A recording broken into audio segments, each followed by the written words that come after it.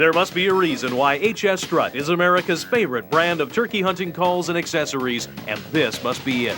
15 new products this year, including the Wood Witch glass and composite friction call, the Palmer Hoot Tube, the ultimate owl locator call, the Undertaker choke tube for consistent shotgun patterns again and again, the two-way strut seat. Impossible terrain has never been so comfortable.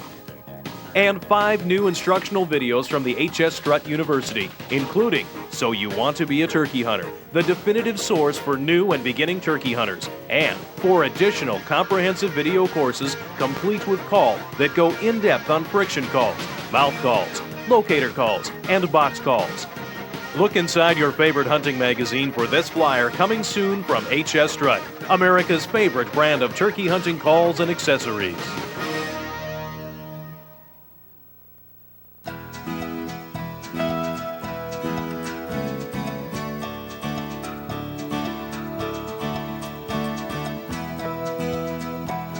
To me, turkey hunting is such a one-on-one sport where you're putting your skills and knowledge and calling ability against a wild animal.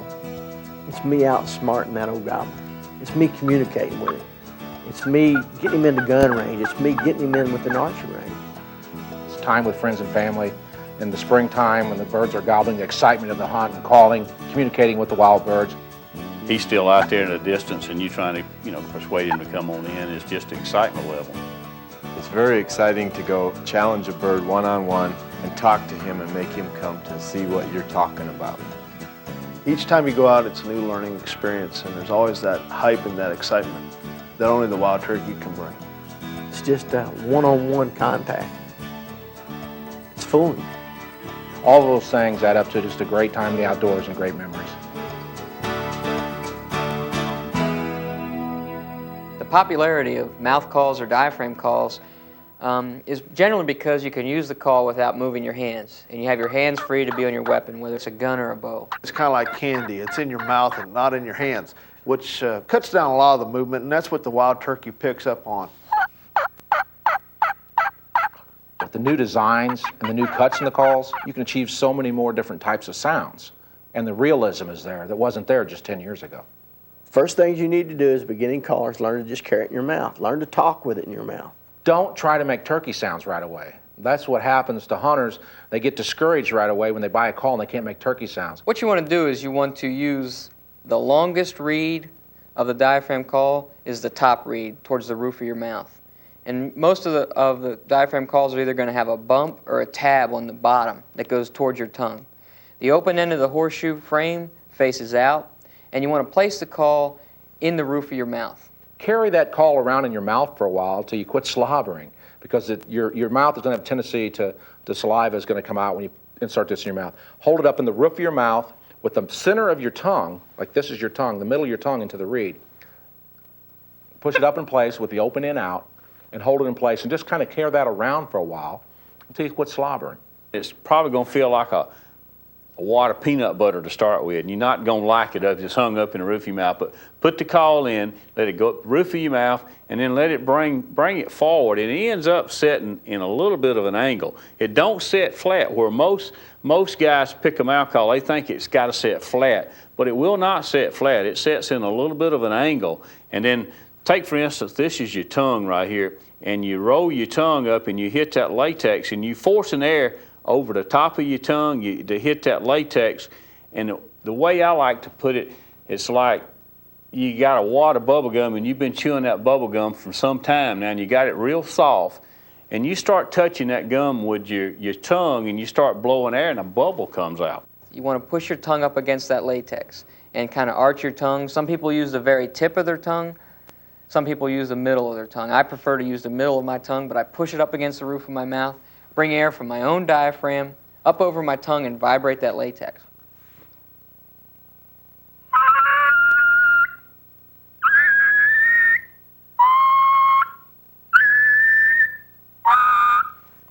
And by different tongue pressure, you achieve different notes. For a while, just practice achieving that sound. And place your tongue pressure into the reed, blow a steady stream of air. Listen, I'll apply pressure into that reed with a steady stream of air.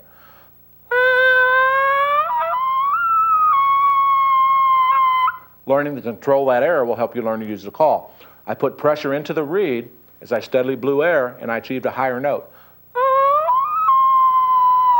Practice that high note several days. Everyone's different. Some people can pick up a mouth call and achieve sounds right away. Other people, it takes longer. Once you get it, it's like riding a bike. Anybody can do it. Now that's with a lot of pressure. With less pressure, it's going to sound raspier. Now with more pressure, and I'm going to drop it off to get low. I'm going to go high-low.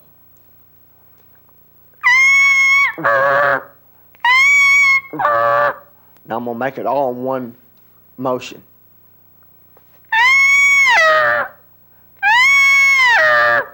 I'm going to speed it up now to produce the yelp.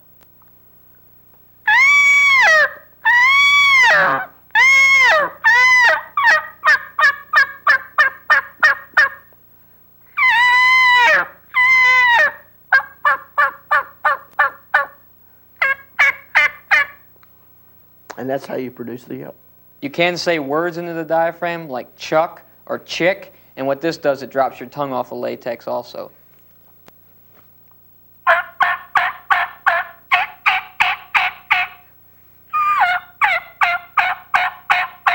The key to the call is to get the call to seal in the roof of your mouth. And that's why that tape, that very soft tape, is there. That'll help the call to seal in the roof.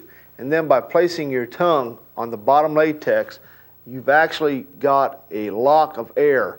And when you lower your tongue, the air will go between the reed and your tongue. And that'll help produce the yelp. If the call feels like it's a little bit too big for you and it doesn't feel comfortable in your mouth, you can actually trim the tape around to adjust that size, but never take and cut all of it off. Cut a little bit at a time and put it in and try it again. If that doesn't work, then take it out, cut a little more off, and then find out exactly where you want it. That way you don't ruin the call by cutting too much tape off of it. Make the clock just like the yelp. Put your tongue pressure into the reed like you're going to yelp. Basically just shorten it up and just pa, pa, pa. Put your tongue in the reed, pa, and pop your lips. I like to say the word put or pop with my lips and just popping my lips while still having pressure on that latex.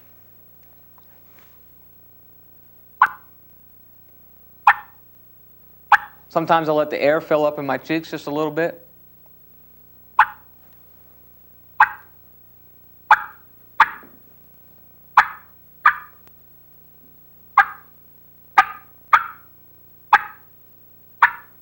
I'm going to do some clucks here on a call we call the strut cut.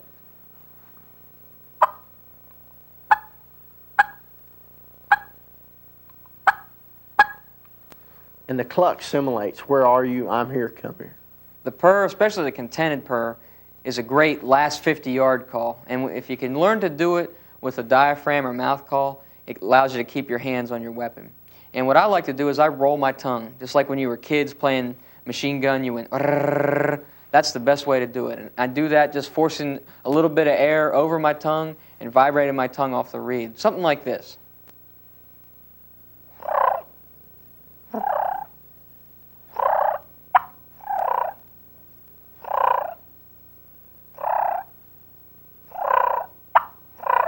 You can do it by rolling your lips or using your tongue.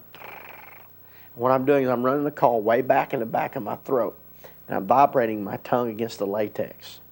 Again, this is how much pressure you put on the reed to duplicate the sound you're wanting to get. It's a high-pitched purr or a low-pitched purr.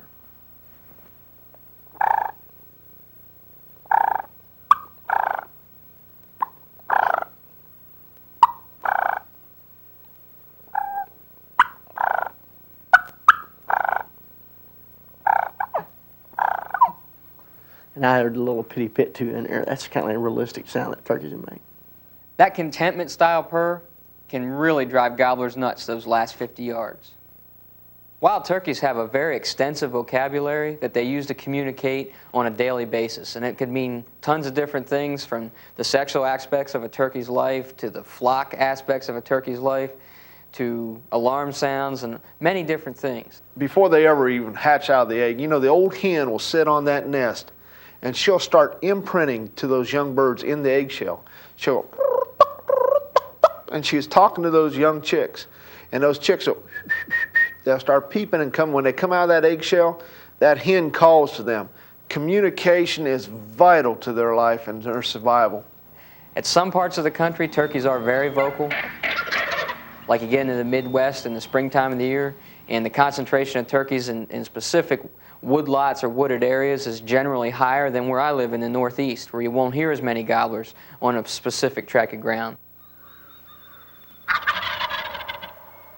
The gobble is a sound that the male or the tom emits to attract hens and also let other turkeys know that he's in the area and that he's just vocalizing, telling the whole world that he's the dude out there that day. They're telling all the other gobblers, hey, shut up, I'm the boss over here. And all of a sudden another turkey gobbles, no, you shut up. Then they start this pecking order thing, they fight for dominance. As days progress and the weather progresses, gets warmer and days get longer, the hens start calling. Now he's gobbling to lure the hens to him.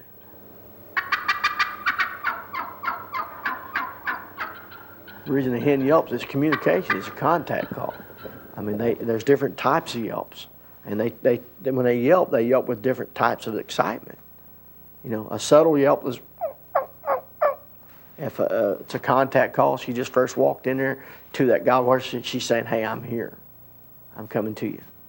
But if she gets excited, she's showing excitement. She's saying, "Hey, listen to me. I'm in love with you. Gobble to me, talk to me. I'm coming to you, big boy." And one of the things to remember whenever you're making the basic yelp of a wild turkey is that each turkey sounds a little bit different, just like my voice, I'm sure, sounds a little bit different than yours. So when you're making those calls and you're listening to that yelp, all right, realize when you're using it, if you have the basic principle of that call down, it'll work for you. Cutting is an excitement call made by all turkeys. All turkeys meaning the gobbler and the hen. Gobblers will do it a lot in the fall. But when we're talking about the hen doing it, she's been dominant. She's showing aggression. She's showing excitement. She's calling with feelings. She's saying, "I mean business. All you other hens shut up. I'm the main. I'm the brood hen. Gobblers gobble to me because I really mean business." The other basic call of the wild turkey, again, would be the cluck. And a cluck is used for a lot of different things. It's a single note. And what that is, that could be general conversation as other turkeys are around them and they're just keeping peace amongst each other as they're walking through the woods, scratching, looking for food.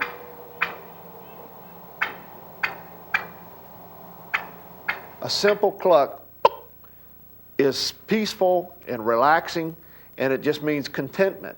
But put a little more feeling into that, and then you'll see all of a sudden the heads will pop up and they're looking for danger.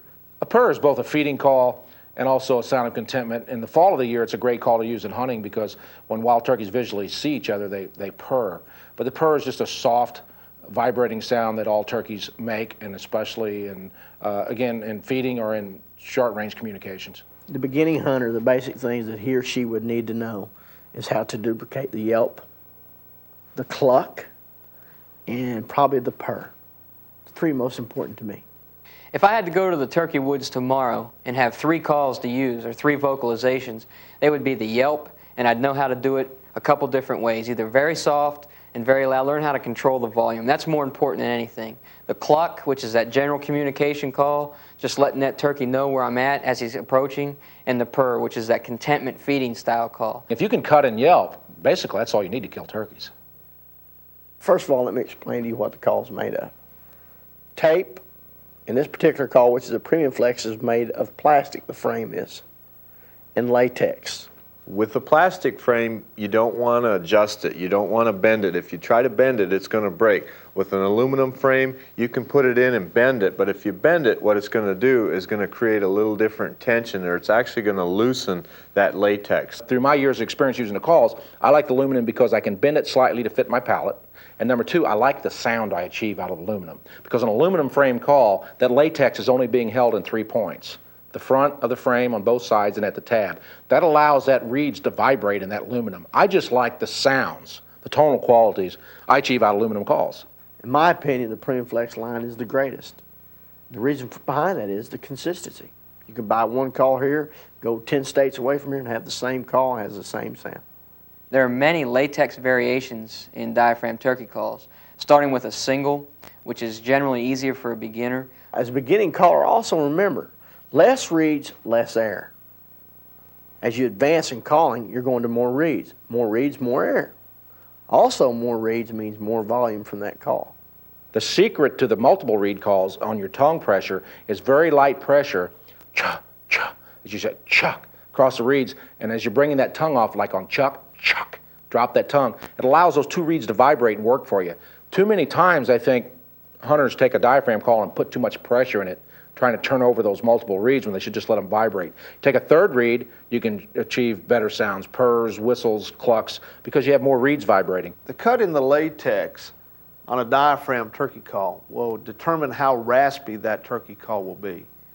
Different cuts, like a split V cut versus a cut in 2.5, will make it raspier versus smoother. You can get a straight reed call, which is going to be clearer, or you can go with a cut type call and it's going to get raspier. And there's different cuts. There's actually cutter calls, there's split V calls, there's double cuts, and all of them are going to make a turkey call sound a little bit different. If you want real raspy sounds, you want to go to your split Vs or your cutter type calls, and they're going to get raspier sounding. On the strut cut, you can move your tongue from one side of the call to the other to get different sounds. Of all the diaphragm that's on the market, this is the call to produce young hen to an old hen. If you'll notice on this call, one side of the call has reed overhang, the other side is a tear out. By putting more pressure on the side with the tear out, you're going to get a higher pitched note. And by moving your tongue to the longer reed, which is the overhang reed, and putting pressure there, you're going to get a raspier, deeper sound. I would recommend getting a 3 or 4 pack, and that way it gives you an opportunity to run different cuts, different reeds, and then you'll find one out of that you like better. And then if it's a double reed, straight reed, then you might want to try some different ones and see what kind of sounds that you can get out of them. When you go buy a variety of pack of turkey calls, it's like buying 2 and getting 1 free. So that's really the best advantage, or the best way to go to find a call that you like the best. The no-nos with a diaphragm call is after you've used them, leave them laying on the dash of your truck, leave them exposed to sunlight, daylight heat. This will deteriorate the latex. A good way to take care of your diaphragm calls when you get home from the field is wash them with clean water, then put them up in your refrigerator in a cool place. Even in the off-season when you're not hunting, this will make your calls last longer. Anytime you put something in your mouth, your saliva is a start of a breakdown process of digestion. So you need to rinse them off when you're done with them after every day's use. And then also dry them properly. If they're not dried properly, the reeds can stick together. Some people do the trick of trying to take toothpicks and stick between the reeds. There's different things you can do to keep those reeds from sticking together, but I highly recommend that you wash them off and then put them in a good container that is designed for diaphragms. Another great way to take care of diaphragm calls is to clean them up with a mouthwash. Therefore, the bacteria is gone, and also they feel fresh, they taste fresh when you put them back in your mouth for the next use. One thing I recommend, after you hunted the whole season with a mouth call, I'd recommend just discarding that call and starting with a new one next year, because I have kept them over the years, and it seems like every time I put them back in, I ended up with a sore throat or something if I start a new season off with old mouth calls. There's several ways to get your turkey calls out in the woods, or your mouth calls. One is with the call caddy. You can actually put your calls in it. There's just 4 little compartments. You put your call in there, you put it up and around your neck, and you've got it handy. Maybe you don't want something hanging around your neck, so you'd use our call can here, and you can put bunches of calls in here, close the lid, throw them in your vest pocket, and you're not ever going to lose them. But one really great item is the stack case. This one's so unique because it's got 4 actual slots or compartments that you slide your call in. If you're using multiple reeds, or maybe you've got a double reed and a triple reed, you can keep them sorted out so you know where they are, and then throw them back in there, lock the lid, put it in your vest, and you never lose your mouth calls. And a lot of people will buy a call and put it in their mouth and use it 2 or 3 times and say, oh man, I'm gagging, I'm sick, and they put it up. You know, be patient. It's a lot like turkey hunting.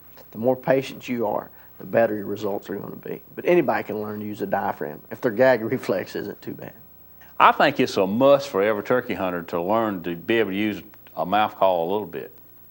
Locator calls are pretty much designed to resemble something that is either an enemy or a threat to the wild turkey gobbler, such as a crow, an owl, or even another gobbler himself, or maybe even a red-tailed hawk.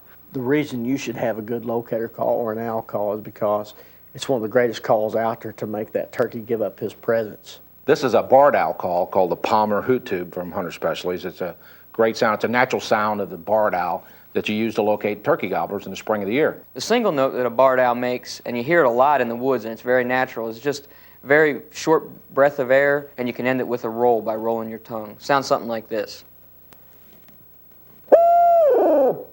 Other locator calls out there that you can use as a turkey hunter, depending on the terrain, the area that you're in, what other kind of wildlife is there as well, is the gobble call, a one-headed shaker gobble call, a hawk call, a crow call, even a duck or a goose call make turkeys gobble.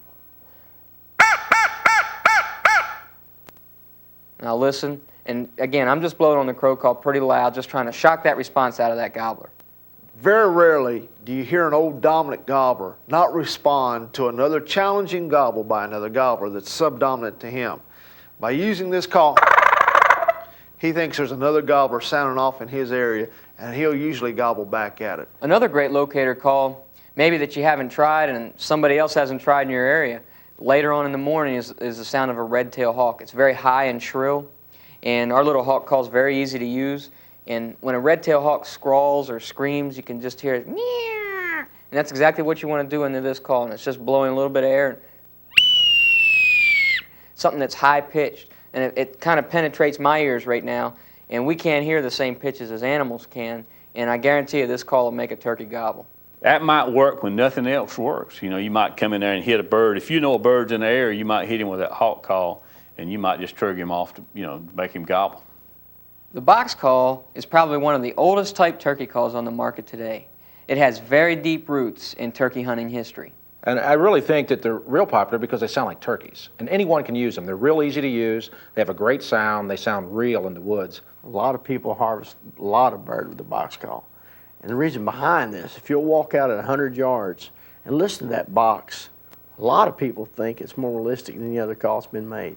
A friction call is just what it says. It's friction. It's two different pieces of material rubbing against each other to create friction that produces the sound of the wild turkey. There's a wide variety of friction calls, so you can achieve different sounds. More volume, less volume, different tonal qualities, higher pitched, lower pitched, raspy, clear, just so you can sound like all the different turkey voices that are out there. There's different types of strikers that make different sounds. And you'll personally find something that you like the sound of, but more importantly, you should find a call that works good for you, you have confidence in, can make the sounds, but the turkeys respond to it very well. And that may be a high-pitched, scratchy yelp, it may be a clear yelp. And if you have several of these friction calls, you can change and use different calls in a hunting situation, see which one the bird responds to. To do the basic yelp on the call, I'm going to take that striker, set it against the surface. Once I've got the striker on the surface, it actually never has to leave the playing surface. And I'm just going to make a long oval to make the yelp.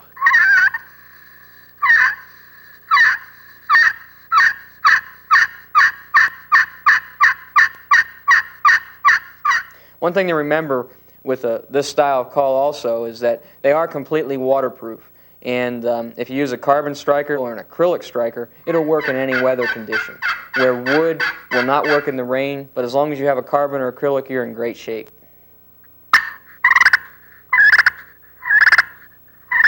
Sounds real, doesn't it? A turkey hunter can literally sound like a whole flock of turkeys out there if they need to in a given situation. Think about it this way. If you was building a house and you left out some of the procedures, how good of a house would you have? Same way with turkey hunting. It's like going to battle. The more calls you have, the better your chances are going to be because it's different sounds of different turkeys. The more versatile you are, you're better prepared. When you get to the woods and you get set up on a turkey, I like to wait till I hear those first crows call in the distance before I'll start to make my first turkey call. And remember, the first calls that you make to that gobbler should be very soft and subtle. Tree calls are the best way to go. Don't get him too excited while he's still on the limb. Once the turkey flies out of the tree, becomes vocal on the ground, that's when you should begin calling. So basically, your calling session, excited, with feeling, shouldn't really begin until the turkeys are down on the ground, off the roost after daylight. If you're controlling him when you're calling him, he's responding to you, He's going to come almost every time, but not every time. Almost every time. If you call too much, you're actually saying you want him more than he wants you. Mother Nature's a rule. We're trying to reverse this. We'll get him interested, make him look, shut up. Be ready to pull the trigger on your first gobbler. If I call and he gobbles right immediately or even during the call that I'm making, that proves that he's really interested and there's a good chance he's coming in.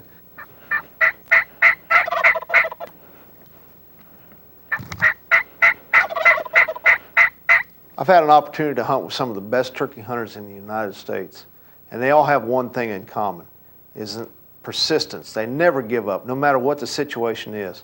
Those are the hunters that hunt no matter what weather condition it is. They're the hunters that hunt when their turkeys are not gobbling. They get out there and they go after those turkeys and they hunt every legal moment they're allowed to be in the woods. If you want to be successful and be a good turkey hunter, keep after them, be persistent. I suggest attending one of HS Strut's seminars. We've got pro staff that's traveling all over the country and got real good tips and got calls available for you to actually run, and you can hear them run, and you'll be able to ask questions about. And remember, don't be bashful. Ask them questions, because that's the only way you're going to end up learning a lot of things is asking questions. Anytime you're able to harvest a wild turkey, it's a great thrill. And being your first turkey will be one of the greatest thrills you'll ever have hunting. The American wild turkey is definitely the king of game birds. And your first one will be a tremendous adrenaline rush like nothing you've ever experienced in your lifetime. That'll be an experience, I promise you, that will stay with you and your family for the rest of your life. Now that you have viewed this volume of the HS Strut University, you can go even further in depth into a variety of turkey hunting subjects through the other volumes from HS Strut University. Volume 1, So You Want to Be a Turkey Hunter, is the definitive guide for beginning turkey hunters, new turkey hunters, or seasoned veterans looking for a refresher course. So You Want to Be a Turkey Hunter features the insight of the HS Strut Pro staff as they draw from a combined 150 years of turkey hunting experience. Nowhere will you find a more complete guide to turkey hunting than Volume 1, So You Want to Be a Turkey Hunter. Volumes 2, 3, 4, and 5 are combo packs that include a video and an HS Strut turkey call. Each video includes exclusive footage you won't find on any other tape and features in-depth instruction from the HS Strut Pro staff on how to get the most out of that call. Volume 2, Box Calling 101, includes a natural field champion box call and a 30-minute video detailing the types of box calls, how to get a variety of sounds from a box call, and why the box call has been the turkey call of choice for generations of turkey hunters. Volume 3, Mouth Calling 101, is a complete 30-minute course on how to select, use, and master the versatile mouth call. Mouth Calling 101 includes 3 HS Strut Premium Flex diaphragm mouth calls. Volume 4, Friction Calling 101, reviews the many types of friction calls available, the numerous materials used in friction calls, when they work best, and how to get realistic turkey sounds from any friction call made today. This 30-minute tape includes the HS Strut Black Widow Glass Friction Call.